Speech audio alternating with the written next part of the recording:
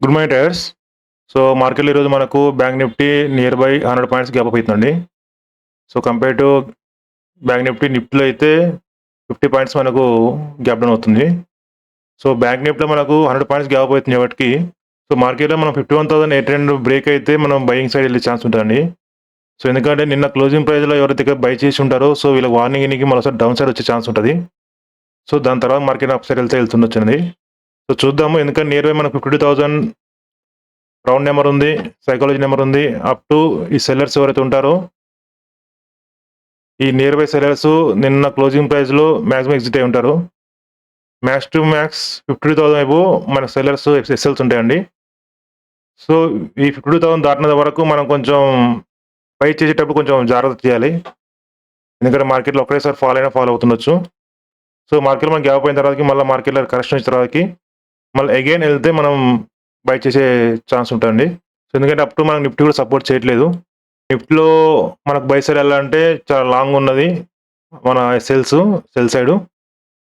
So వీళ్ళని target చేయాలంటే మనకు మార్కెట్‌లో డైరెస్ట్ గ్యాప్ అప్ అయితే మనకు మంచి బుల్లిష్ వచ్చే మూవ్‌మెంట్ ఉంటది గానీ, సో ఆ ఛాన్స్ అయితే నిఫ్టీలో ఇప్పుడు లేదండి.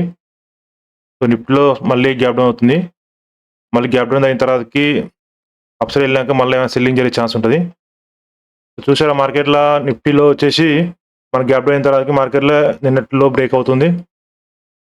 సో నిఫ్టీ సపోర్ట్ చేయకపోతే బ్యాంక్ నిఫ్టీ కూడా కొంచెం కష్టమే అండి వెళ్ళడం ఈరోజు. సో బ్యాంక్ నిఫ్టీలో కరెక్షన్ వచ్చేసిందండి. సో మార్కెట్‌లో నిఫ్టీతో పాటు బ్యాంక్ నిఫ్టీ కూడా ప్రైస్ రిజెక్ట్ అవుతుంది. అంటే ఫాల్ అవుతుంది. సో మనం ఇంకోటి ఇక్కడ చూసుకుంటే గనక మనకిక్కడ ఒక ట్రెండ్ లైన్ చూసుకుంటే, ట్రెండ్ లైన్ ఫార్మేషన్‌లో మనకు మార్కెట్‌లో ఈరోజు పడాలండి. సో లేదు మళ్ళా 51,800 బ్రేక్ అయిందంటే అప్ సైడ్ వెళ్తది మార్కెట్ ఇగ. చూసారా? ఇక్కడ నుంచి పడింది మార్కెట్. ఈ లెవెల్ నుంచి పడింది. 51,800 నుంచి పడింది. సో మళ్ళీ మార్కెట్ ఇదే క్యాండిల్ గాని లేదా నెక్స్ట్ క్యాండిల్ గాని 51,800 బ్రేక్ అయిందంటే మార్కెట్‌లో మళ్ళీ బుల్లిష్‌గా ఉంటది. 52,000 నెక్స్ట్ వచ్చేసి 52,200 అండి. లేదు మార్కెట్ పడాలంటే మాత్రం మార్కెట్ మళ్ళీ ఖచ్చితంగా ఈరోజు 51,300 వరకు రావచ్చండి మార్కెట్. ఒకవేళ ఈరోజు ఫాలింగ్ ఉంటే మాత్రం.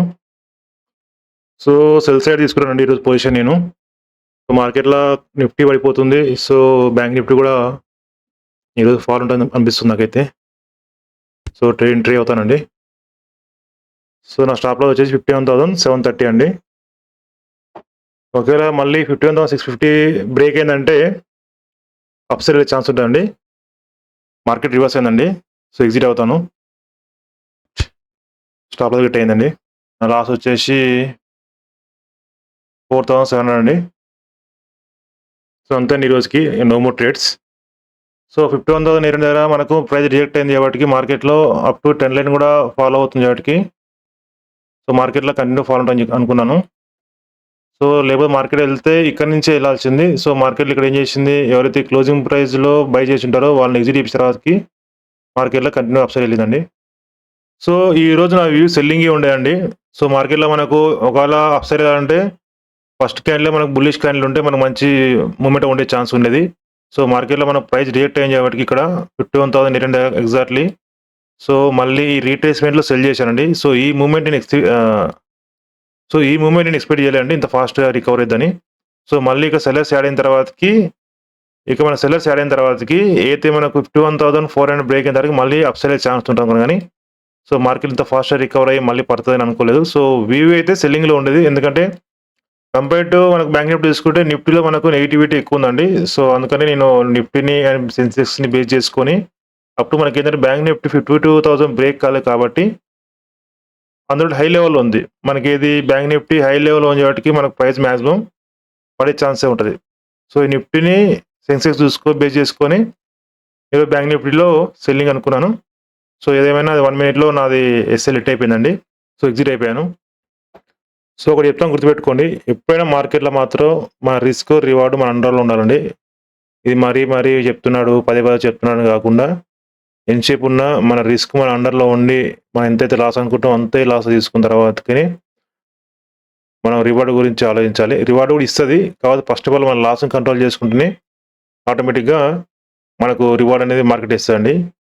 సో రూల్స్ ఫాలో అవ్వకుండా మాత్రం మార్కెట్‌లో అస్సలు మనం గెయిన్ అవ్వలేము. సో రూల్స్ ఖచ్చితంగా ఫాలో అవుతేనే మార్కెట్‌లో మనం ఏమైనా సస్టైన్ అవుతామండి.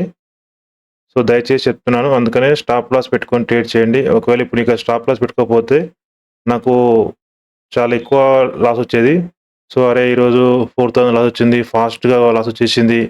అందులోటి ఈరోజు వీకెండు మళ్ళీ ఇంకో ట్రేడ్ తీసుకుందాము. మళ్ళీ ఇక్కడి నుంచి పడతదేమో మార్కెటు. పడతదని తెలుసు. కానీ నేను ట్రేడ్ చేయను. ఎందుకంటే ఈరోజు చేస్తే ప్రాఫిట్ వస్తదేమో, లేదా నా లాస్ కవర్ అయిద్దేమో. సో, ప్రతిసారి అలా రాదు. అది ఒక్కసారి, 2 సార్లు మాత్రమే మార్కెట్ మనకేమైనా ఆశ చూపిస్తది. సో, థర్డ్ టైమ్ కూడా అలాగే చేశామనుకో ఏమైతది? మన రూల్స్ అనేది బ్రేక్ చేసుకుంటూ పోతే మనకు లాస్ట్ మిగిలేది చిప్ప మాత్రమే. ఇంకేముండదు. సో, అందుకని ఎప్పుడైనా మన రూల్స్ ఫాలో అవుతూ ఎళ్ళాలండి. సో, నాకు ఈరోజు లాస్ వచ్చేసింది. పర్లేదు 1 మినిట్ లాస్ వచ్చిందంటే చాలా దారుణంగా ఉంటదది. ఆ పెయిన్ మనం తట్టుకోలేము. మార్కెట్‌లో ఏం చేయాలి? ఏం చేయాలి? ఏం చేయాలి? మన కళ్ళ ముందు అంతా జరుగుతది గానీ, మనం ఏం చేయలేని పరిస్థితిలో ఉంటాం. సో, ఇప్పుడే ఇక్కడ కంట్రోల్ చేసుకుంటేనే మనకు ఫ్యూచర్‌లో మార్కెట్ మన చేతిలోకి వచ్చిన తర్వాతకి అప్పుడు మీరు ఎలా చెప్తే అలా మార్కెట్ మీ మాటింటది. సో, కొన్ని రోజులు ఒక 1 ఇయర్స్ గాని, ఒక 1 ఇయర్ గాని, 2 ఇయర్స్ గాని మంచిగా శ్రద్ధగా నేర్చుకొని రూల్స్ ఫాలో అవుతే మార్కెట్‌లో తర్వాతకి 2 ఇయర్స్ తర్వాతకి మీ ఫ్యూచరే బాగుంటది. మీ ట్రేడింగ్ లైఫ్ స్టైల్ కూడా మారుతది. సో, నేను ఫైనల్‌గా చెప్పేదేంటంటే స్టాప్ లాస్ మెయింటైన్ చేయండి.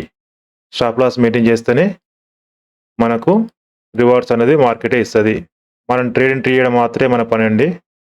ట్రేడ్ ఎంట్రీ అయిన తర్వాతకి ప్రాఫిట్ ఆర్ లాస్ అనేది అది మార్కెట్‌కి వదిలేసేయండి.